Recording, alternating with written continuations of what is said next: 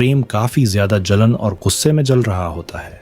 वो अपने फोन पर सोशल मीडिया पोस्ट्स देख रहा होता है जहां कॉलेज स्टूडेंट्स अनुपमा और उसके कैफे के साथ हैप्पी मोमेंट शेयर कर रहे होते हैं। कोई पंजाबी थाली की तारीफ कर रहा होता है तो कोई माँ के हाथ के खाने जैसा स्वाद बता रहा होता है। हर पोस्ट और हर फोटो प्रेम के अंदर जलन की आग को और ज्यादा भड़का रही होती है। दूसरी तरफ अनुपमा के कैफे में आज एक अलग ही रौनक छाई हुई होती है।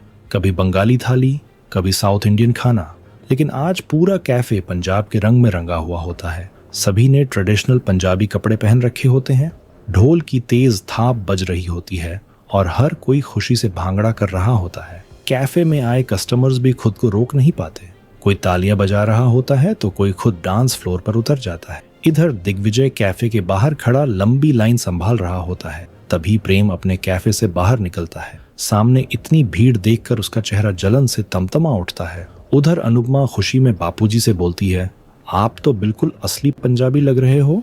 लेकिन दूसरी तरफ प्रेम का टूटा हुआ गुरूर उसे अंदर ही अंदर खाए जा रहा होता है। प्रेम के कैफे में कुछ कॉलेज स्टूडेंट्स आकर बैठते हैं। प्रेम अपनी नाराजगी छुपाते हुए उनके पास मेन्यू लेकर जाता है। तभी एक दूसरा लड़का बोलता है, हमें तो सामने वाले कैफे में जाना था, हम गलती से यहाँ आ गए। इतना सुनते ही वो सब लोग तुरंत उठ जाते हैं और बिना कुछ ऑर्डर किए अनुपमा के कैफे की तरफ चले जाते हैं। ये देखकर प्रेम का गुस्सा फूट पड़ता है। वो गुस्से में मेन्यू कार्ड जमीन पर फेंक देता है।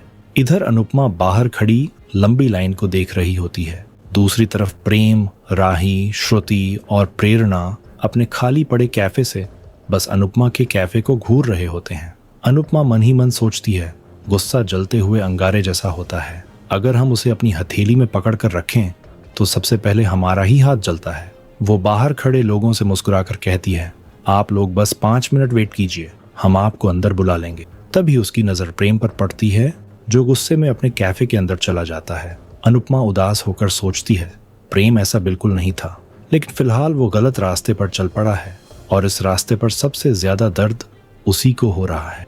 तभी कुछ नए कस्टमर्स अनुपमा के पास आते हैं और पूछते हैं, यहाँ कॉन्टिनेंटल फूड मिलेगा?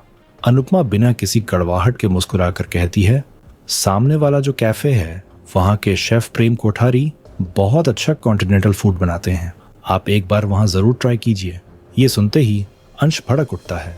अनुपमा समझाती है, हमारे यहाँ आने वाले लोग हमारे अतिथि हैं, उन्हें अच्छा खाना खिलाना हमारा धर्म है और कॉन्टिनेंटल फूड बनाने में प्रेम सबसे अच्छा है, उन्हें वहाँ अच्छा खाना मिलेगा। इधर वो कस्टमर्स प्रेम के कैफे में पहुंचते हैं और कहते हैं, सामने वाले लव यू जिंदगी कैफे की आंटी ने हमें यहाँ भेजा है। ये सुनकर प्रेम के अंदर जलन और भी ज्यादा बढ़ जाती है।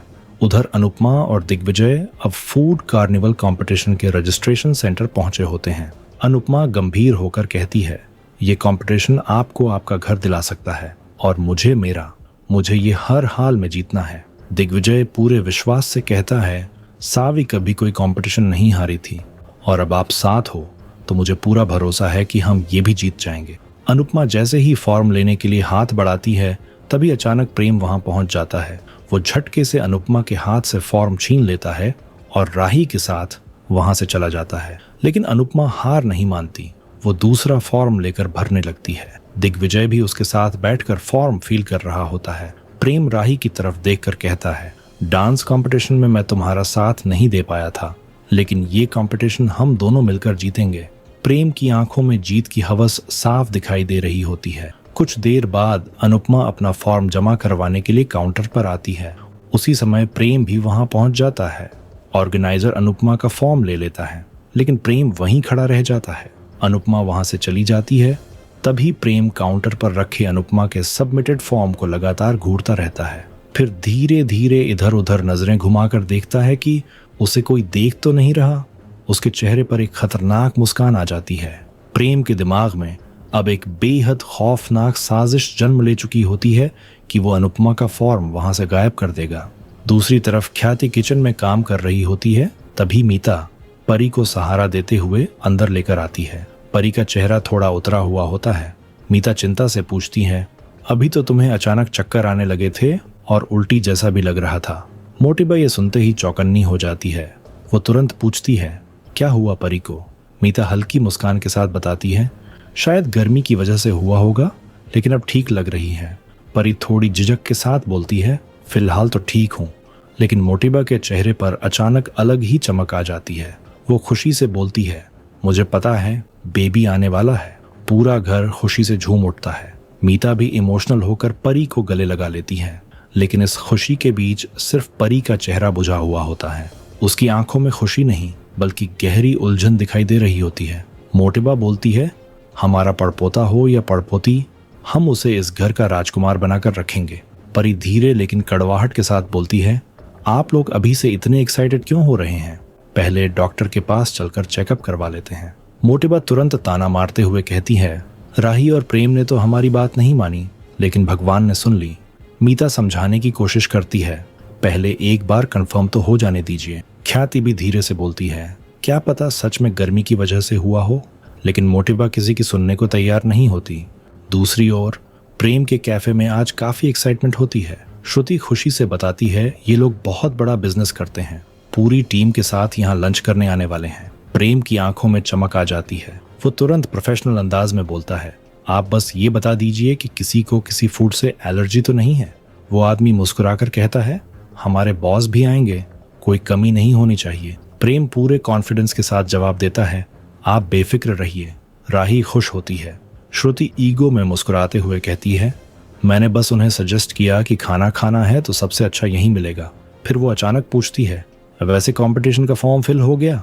प्रेम के चेहरे पर एक अजीब सी मुस्कान आ जाती है। वो धीरे से बोलता है, जो करना था मैंने कर दिया। उसी वक्त प्रेरणा अंदर आती है। प्रेम एक्साइटेड होकर बताता है, आज हमें 30 लोगों का खाना बनाना है। राही खुश होकर बोलती है, काफी दिनों बाद प्रेम को इतना खुश देख रही हूँ। श्रुति तुरंत कहती है, अब आदत डाल लो, क्योंकि अब प्रेम हमेशा ऐसे ही जीतेगा। इधर प्रेरणा बोलती है, मैं फ्रेश सब्जियां लेकर आती हूँ। जैसे ही वो बाहर निकलती है, सामने अंश आ जाता है। दोनों की बहस बढ़ने लगती है। दूर खड़ी श्रुति चुपचाप ये सब देख रही होती है। उसके चेहरे से साफ पता चल रहा होता है कि उसके दिमाग में कोई नई चाल चल रही है। दूसरी तरफ अनुपमा के कैफे में आज फिर से रौनक छाई हुई होती है। दिग्विजय अपने पुराने कॉलेज फ्रेंड सुधीर को लेकर आता है। वो गर्व से बोलता है, ये है हमारा सावी का कैफे और इसकी असली जान अनुपमा है। सुधीर हैरानी से बोलता है, मैंने कभी नहीं सोचा था कि दिग्विजय सालगोंडा छोड़ देगा। दिग्विजय दुखी मन से मुस्कुराते हुए कहता है, कभी कभी किस्मत हमें धक्का देती है ताकि हम सही रास्ते पर पहुंच सकें। अनुपमा प्यार से बोलती है, ये कैफे सिर्फ मेरी वजह से नहीं चल रहा, ये सबकी मेहनत और कान्हा जी की कृपा है। सुधीर बोलता है, ऐसा बिजनेस पार्टनर हर किसी को नहीं मिलता। तभी अनुपमा मुस्कुराते हुए कहती है, आप यहाँ आए हैं तो मुंह मीठा करके ही जाइएगा। इसके बाद अनुपमा सबको अपनी हाथों से बनाई खास मिठाइयाँ दिखाने लगती है। दिग्विजय मुस्कुराते हुए सुधीर से कहता है, जो खिला रही हैं चुपचाप खा लो, वरना खाना भी पड़ेगा और डांट भी सुननी पड़ेगी।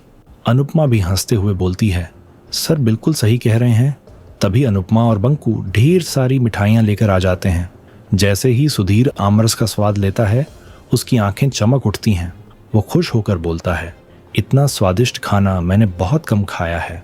दूसरी ओर परी अपने कमरे में बैठी होती है। राजा खुशी से बोलता है, मैं बहुत खुश हूँ, मेरे दोनों बेबीज को किसी की नजर ना लगे। तभी ख्याति वहां आ जाती है। वो राजा से कहती है, तुम खुशी खुशी जाकर परी के लिए नींबू पानी लेकर आओ। उसके जाते ही ख्याति परी से पूछती है, क्या हुआ? परी की आंखें भर आती हैं। वो कांपती आवाज में बोलती है, मैं बिल्कुल ठीक नहीं हूँ।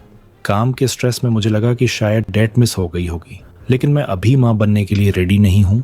इतना बोलते ही वो रोने लगती है। ख्याति तुरंत उसे गले लगा लेती है। वो प्यार से समझाती है, ऐसी सिचुएशन में घर वाले खुश हो जाते हैं, लेकिन जिससे ये सब हो रहा होता है उसके अंदर डर भी होता है। परी टूटे हुए दिल से बोलती है, मुझे समझ नहीं आ रहा मैं क्या करूं। ख्याति उसे संभालते हुए कहती है, सबसे पहले डॉक्टर के पास चलकर टेस्ट करवाओ। दूसरी तरफ प्रेम खुशी से बोलता है, आज सब बदलने वाला है। राही भी उसे इतने दिनों बाद खुश देखकर मुस्कुरा देती है। तभी प्रेम के फोन पर कॉल आता है, लेकिन अगले ही पल मुकेश की बात सुनकर प्रेम का चेहरा उतर जाता है। मुकेश बोलता है, हम लोग वहां नहीं आ पाएंगे। प्रेम के पैरों तले जमीन खिसक जाती है। वो घबराकर पूछता है, लेकिन अचानक क्या हुआ? मुकेश बताता है, हमारे बॉस ने कहीं और लंच करने का फैसला किया है। इधर दिग्विजय दौड़ता हुआ अनुपमा के पास आता है। वो खुशी से बताता है, सुधीर अपनी पूरी 30 लोगों की टीम के साथ यहाँ लंच के लिए आ रहा है। अनुपमा हैरान होकर खुश होती है। ये सुनते ही पूरे कैफे में खुशी की लहर दौड़ जाती है। किंजल घबराकर बोलती है, लेकिन हमारे पास इतना टाइम नहीं है। अनुपमा आत्मविश्वास से मुस्कुराती है और बोलती है, फिक्र मत कर, बुलेट ट्रेन से भी तेज काम होगा। इसके बाद पूरा कैफे काम में जुट जाता है। आने वाले एपिसोड में देखने को मिलेगा श्रुति अनुपमा पर इल्जाम लगाती है कि उसने उसके कस्टमर्स छीन लिए हैं। तभी अंश गुस्से में सारी बात बता देता है। वो कहता है, दिग्विजय के दोस्त सुधीर जी खुद यहाँ आए थे, लेकिन इन लोगों ने प्रेरणा पर झूठा इल्जाम लगाकर इसे निकाल दिया। तभी सबकी नजर प्रेरणा पर पड़ती है। उसकी हालत बहुत खराब हो चुकी होती है। सब घबरा जाते हैं क्योंकि प्रेरणा ने अपनी जान लेने की कोशिश की होती है। सब लोग तुरंत उसे हॉस्पिटल लेकर भागते हैं। इधर अनुपमा कांपते हाथों से प्रेरणा का लिखा हुआ लेटर पढ़ती है। उसमें लिखा होता है, कोई भी मुझसे प्यार नहीं करता। सबको लगता है कि मैं भरोसे के लायक नहीं हूँ, लेकिन आपने हमेशा मुझे माँ का प्यार दिया। ये पढ़ते ही अनुपमा की आंखों से आंसू बहने लगते हैं। उसका दिल पूरी तरह टूट जाता है। आपको क्या लगता है, क्या अनुपमा प्रेरणा की बेगुनाही साबित कर पाएगी? कमेंट करके जरूर बताएं।